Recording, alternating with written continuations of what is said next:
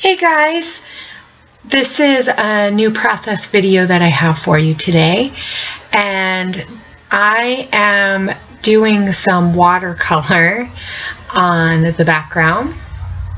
I actually had done this a few days before I did the layout, but I thought you might enjoy watching the process. I'm just using some blues and some tealy colors. So this is a gray basil cardstock. It's just a regular basil cardstock.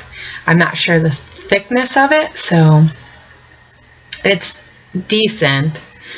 So it withheld pretty good without warping too much from the watercolors. And I did add quite a bit of color.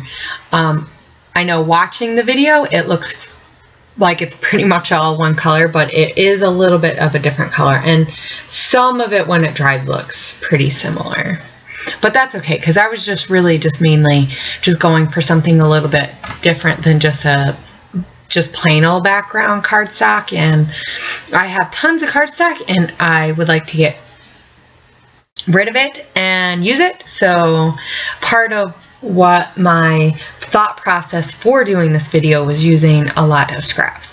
Also, near my ATG gun, you can see a whole bunch of punched out flowers in like a watercolory look. And those colors are purples and pinks and a little bit of blues. And I actually had done that a while ago, like last week. I was just playing around with my kids' sketch pad paper, and I used a whole lot of watercolor on it with various amounts of water, and then I added some salt to it.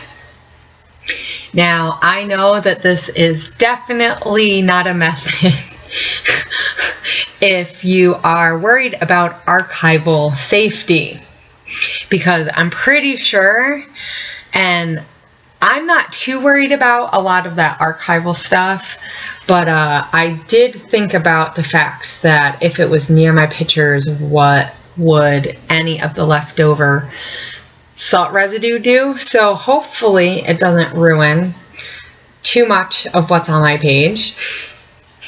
If it does, I will definitely let you know. So far I haven't noticed anything, and I wiped off all the salt that I could get off once it dried. So you use lots of water on your watercolor, you put the salt on, and you let it dry. So when it dries, the salt absorbs into the paper, and it makes it very bumpy, and it gives lots of texture and lots of different a different look. So you see a lot of the crystals in the color, you see that pattern.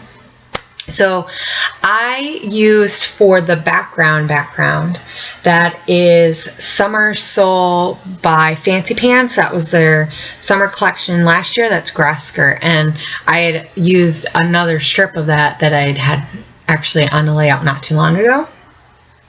But like I said, a lot of this is about using scraps. And so I have a lot of old summer papers. So that purpley paper is actually from, where was that from? I had only got a couple of those, and I really love the distressed look of it. And I want to say, who is that from? I'm not sure who that's from. I have to look that up. But I had only got a little bit, and the line of it is called Plumeria. I think maybe it's basic gray. So I kind of had an idea of what I wanted to do. So I wanted something up at the top and the bottom just to kind of ground. I don't use a sketch or anything from this, so a lot of this is just kind of what I think looks nice. That gray paper says all you need is love, and that is from the Capture Life Echo Park collection, and so is that bokeh, that tealy bokeh color, and that bottom blue diamondy crisscrossy shaped paper in the way bottom. that you can see on the stack. So those are all from Echo Park, and those were from the Srcapbook kit in June, I think it was. I think it was June that we got those, and I had just a few leftover scraps from that. So, and I really wanted to use, I love that gray paper a lot, and I really kind of like how neutral that is, so it kind of tones down some of the other brighter colors in it, because I really wanted to use a lot of blues and pinks and purples, just like those circles. And really I wanted to just layer those circles and flowers is what I did. I thought I might use this paper right here with the peacock feathers, but after I fussy cut some of them out, I just really didn't see how I could fit them in like that. The color on those is really, really nice and rich. The background is like a chevron-y. And that was from October afternoon, maybe? Something like that. It's called Woodland Park or something. So here are a paper from the Maggie Holmes original collection, her first collection. And the one side is bokeh, and then the other side is cameras. And I really wanted to use these fussy cut. I mean, it's a pain in the butt to fussy cut them, but it looks really, really cool to cut out a whole bunch of them. So I managed to get a lot of this cutting in the frame, but as you can see, some of it that I did do without. I've been playing around with my lights to try to get less of a shadow. I think I have an idea to help a little bit. So, yeah. Also, I wanted to say that I have this on 4-speed. If you guys are getting sick from how fast my hands are moving, especially on this layout, it only took me a little bit more than an hour to do. So I do like to try to keep my videos, you know, around 20 minutes or a little bit under. Just, you know, I mean, I know you guys want to watch as many videos as possible, as so do I. So, you know, sitting there watching me scrap for an hour is not really all that fun. But if you guys would like me to slow it down a little, I can. So here I'm just fitting some of those pieces in. I just really wanted to layer them in. There's so many different colors because it's very watercolory, tie-dye-ish looking. So, and I just wanted them to kind of peek through, and I layered a lot of those cameras in. I used the Tombow for most of them because I did kind of want them to just make sure they were really adhered. Those two papers, the two different blue and tealy colors, and that black and white chevron-y colors, those are both from the original Maggie Holmes collection. That paper there that is purple, it has Tinkerbell on it, and that I got at a local craft store that had scrapbooking stuff in it. In the paper section, they had like some Disney papers, so I picked that up because my daughter had seen it and she loves Tinkerbell. So, and the daughter who picked it was the one who I'm scrapping. Now this is a pretty old picture. It's from 2011 and I wasn't even sure what month it was. She's wearing summer clothes, but that doesn't say much because we lived in Texas and summer pretty much starts in like February. So maybe March.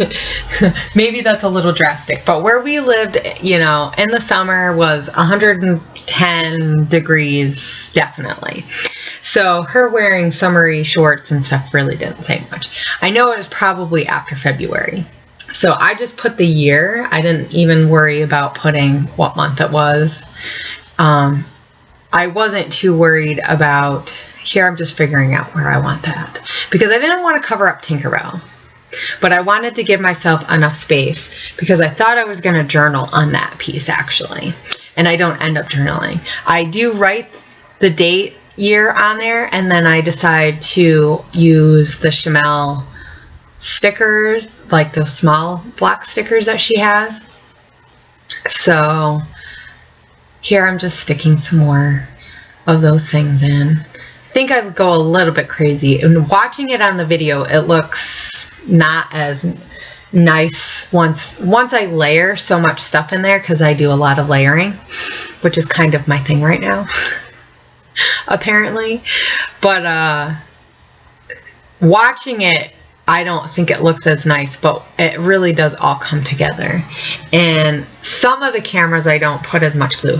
Here is a banner from My Mind's Eye Now and Then collection, and over on that side I keep a lot of my stickers and stuff, so small stickers and like brads and some stuff like that. And so that's where those letter stickers were. So I'm looking for some different letter words. I use clever, wonderful, everyday. I was really looking for like the blues. I used the one pink with the tealy green blue color, just to really just pick up on all those different colors that I have in the papers that is in her shirt. But this picture wasn't really of anything in particular that I remember.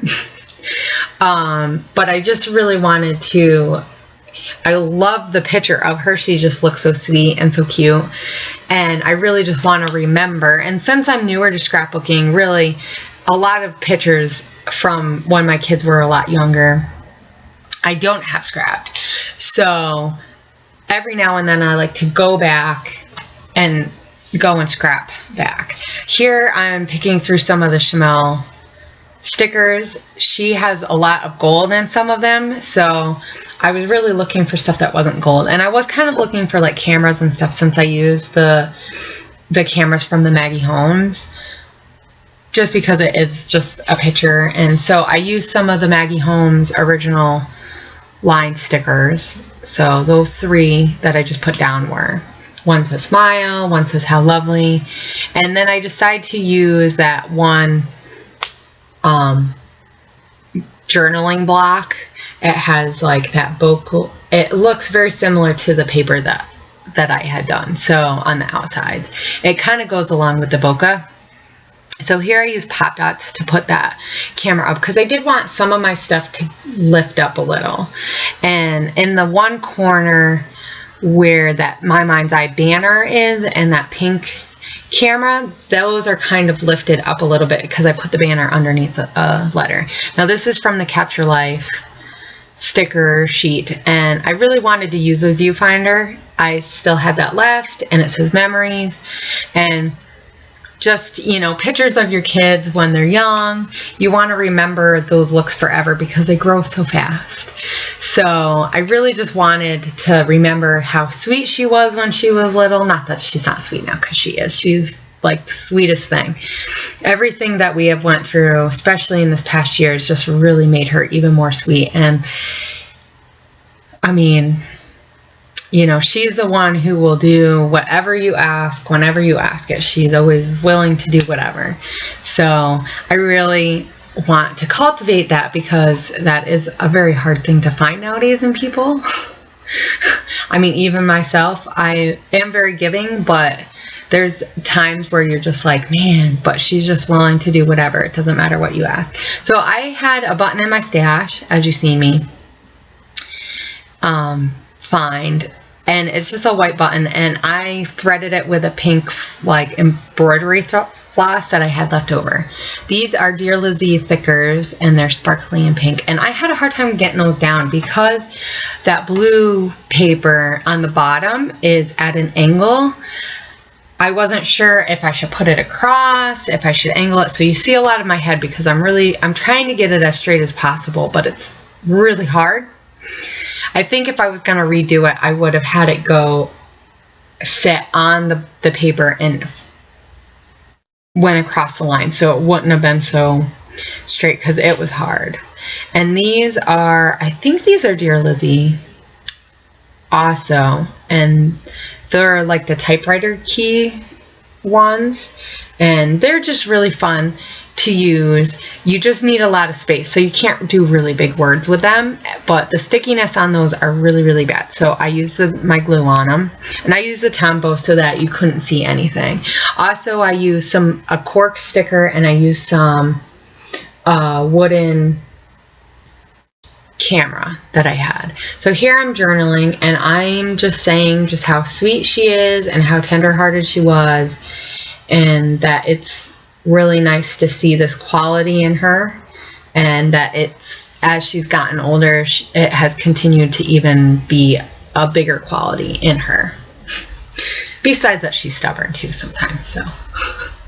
But I think that's just the age. She's 4 now, so, you know, she wants to do everything, and because of a lot of what's going on in our life, she has had to do a lot. So I think sometimes she doesn't like it when we have to take back. So here I also outline some of the words with just a glitter jelly pen, and just to emphasize a little bit some of the words in it. And I also write sweet, and then I go back in the pink with the Chamel.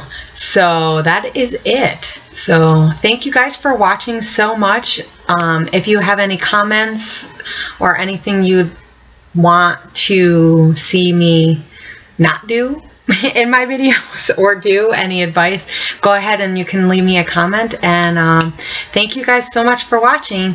Bye.